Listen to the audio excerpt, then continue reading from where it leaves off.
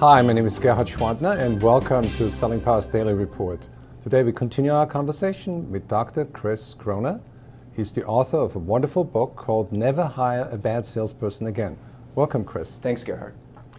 What strikes me as very, very interesting in your book is that you focus on optimism as a key component for success. Mm-hmm. Can you explain that?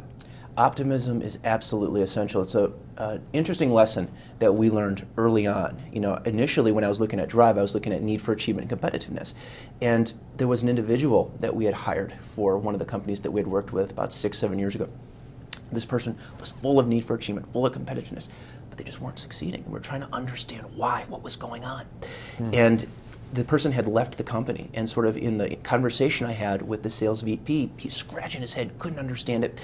He said, wait a minute, there was a meeting the other day where we're sitting around the table and we're talking about a prospect that just didn't want to buy from us. And this person who had since left the company had said, you know what, I don't want to focus on this anymore. Let's focus on someone who wants to buy.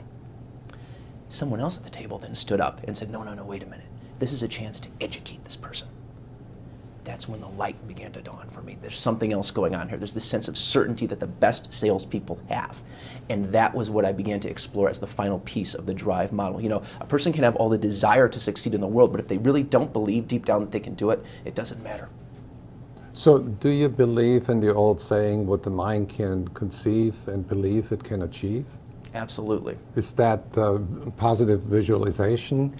All of those things go into it. Really, there are really two sides to it. The person has this absolute certainty that they're going to win. They picture themselves winning. Think of a visualization in sports, for example. It's the same sort of phenomenon.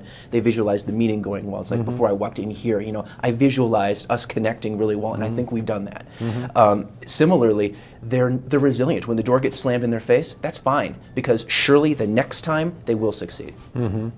Chris, how to get people optimistic? What is it? Is it impulse? Is it something that you can train for?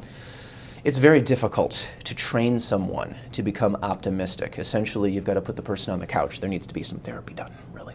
Most companies do not have the money to invest to make someone optimistic, to help them see how it's going to get better tomorrow. Essentially, you need to look for those people at the beginning of your hiring process rather than to try to make your team optimistic. That's a long road. So you need to be very careful about finding optimistic people rather than trying to make them optimistic. What causes negativity?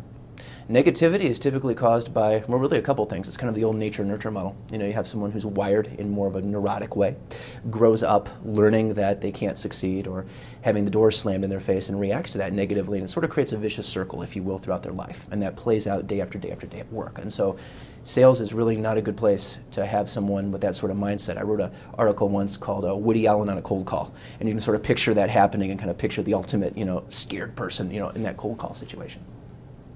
So what about training programs like Tony Robbins' Unlimited Power? Can people learn optimism there? Again, you can learn a bit of it if you're willing to do the work, and there needs to be a substantial amount of personal work done to increase that. Again, most companies don't have the money to send all their people to Tony Robbins, but a program like his is excellent. There are many others out there that are absolutely great at kind of helping a person to reframe the way they look at the world. It just takes time and a willingness to invest that personal time. So the final question is, how can people transform and evolve into a more effective and a more driven and in a more optimistic state of being?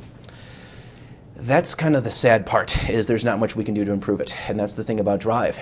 By the time you're in your early 20s, either you have it or you don't. And that's why it's so important at the beginning of the process to find someone that has that trait. Research shows that it's the most difficult thing to measure in an interview, and it's the easiest thing to fake. And now we're dealing with sales candidates. They know how to figure out what you want to hear, and they're going to give you that. So you need to be very careful to find those people up front, to ask the right questions, use the right testing tools.